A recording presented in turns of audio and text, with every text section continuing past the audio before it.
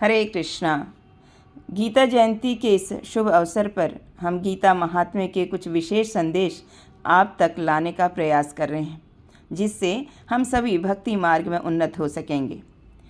इस गीता महात्म्य के एक अध्याय, एक श्लोक या एक लाइन का भी नियमित रूप से पाठ करने से किस प्रकार व्यक्ति के बड़े से बड़े पापों से भी वो मुक्त हो जाता है। तो आइए श्रवण करते हैं।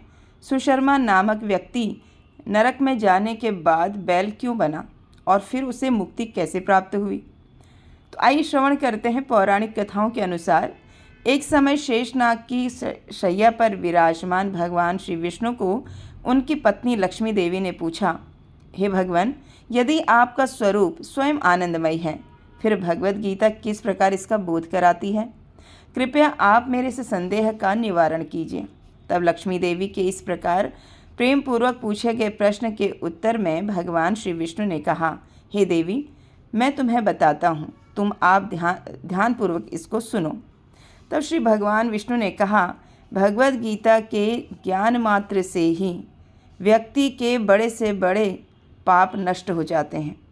जो भी व्यक्ति भगवत गीता के एक, आधे या चौथाई श्लोक का भी प्रतिदिन अभ्यास करता है, वह सुशर्मा के समान ही मुक्त हो जाता है।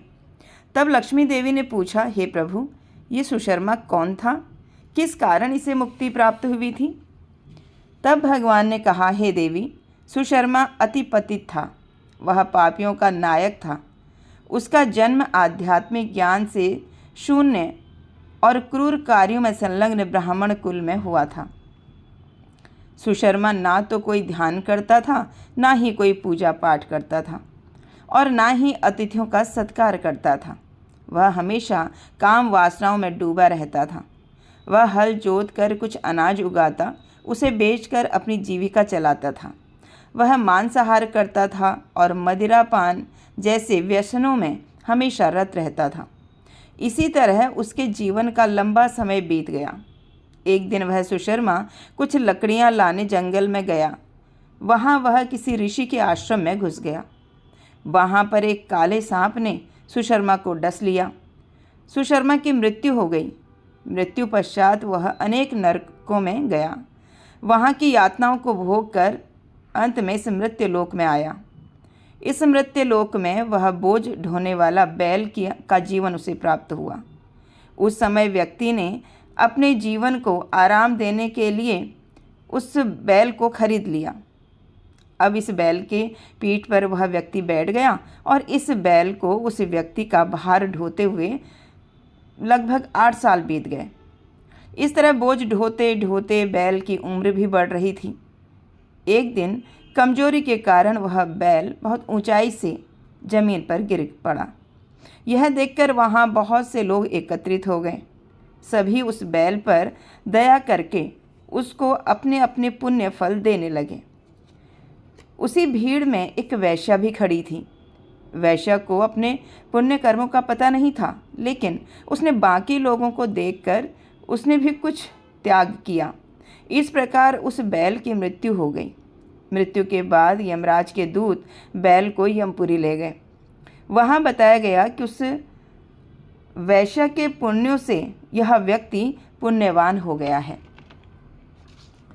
तब उस बैल को एक मृत्युलोक में यहाँ भेजा गया। एक ब्राह्मण के घर में जन्म मिला। दैव इच्छा से ही उसे अपने पूर्व जन्म के कुछ कार्य भी स्मरण रहे। तब वह अपने कल्याण की बात सुनकर उस वैश्या के पास गया और पूछा, हे देवी, आपने उस समय मुझे कौन सा पुण्य दान किया था? तब वैश्या बोली, पुण्य तो मैं नहीं जानती हूँ, लेकिन उस पिंजड़े में बैठा तोता प्रतिदिन कुछ न कुछ पढ़ता है और मैं उसे श्रवण करती हूँ। उसको ही मैंने तुम्हें दान दिया था। इस प्रकार वैश्या की बात सुनकर ब्राह्मण और वैश्या उस तोता के पास पहुँचे और तोते से पूछा, आप किसका उच्चारण करते हो? तब तोते ने अपना प्राचीन इतिहास कहना प्रारंभ किया। तोता ने कहा, पूर्व जन्म में मैं बुद्धिमान और विद्वान होने के गुण से मेरा अहंकार बहुत बढ़ चुका था। मैं गुणवान व्यक्तियों में दोष देखने लगा था।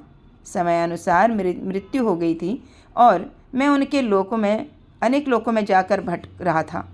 अंत में मैं इस लोक में आया और तोते का शरीर मिला। छोटी आयु में ही मेरे माता पिता से मेरा वियोग हो गया था। एक दिन मैं किसी तप्त मार्ग पर पड़ा था। कुछ संत वहाँ से गुजर रहे थे। वे मुझे अपने साथ ले आए और मुझे अपने आश्रम में रखा। उन्हीं के आश्रम में मैंने शिक्षा ग्रहण की। ऋषियों के बच्चे बड़े आदर सत्कार के साथ भगवद गीता का पाठ कर रहे थे। उन्हीं को सुनकर मैं भी नित्य भगवद गीता के प्रथम अध्याय का पाठ करने लगा। एक दिन एक बहेलिया आया और मुझे चुरा कर ले गया। उसी बहेलिये से इस देवी ने मुझे खरीद लिया। तब से मैं रोज इस भगवद गीता के प्रथम अध्याय का नित्य पाठ करने लगा। उसी से इस वैश्या का अंतःकरण भी शुद्ध हो गया। इस प्रकार मैंने अपने पाप को दूर किया है। इसी तरह यह सुशर्मा ब्राह्मण भी पाप मुक्त हो गया। अब इन तीनों ने भगवद गीता के महात्म्य की प्रशंसा कर अपने अपने घर चले गए।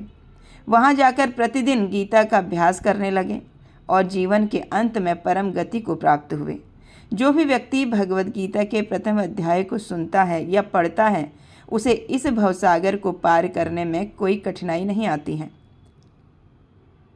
तो ये थी गीता महात्म्य को दर्शाती पौराणिक कथा।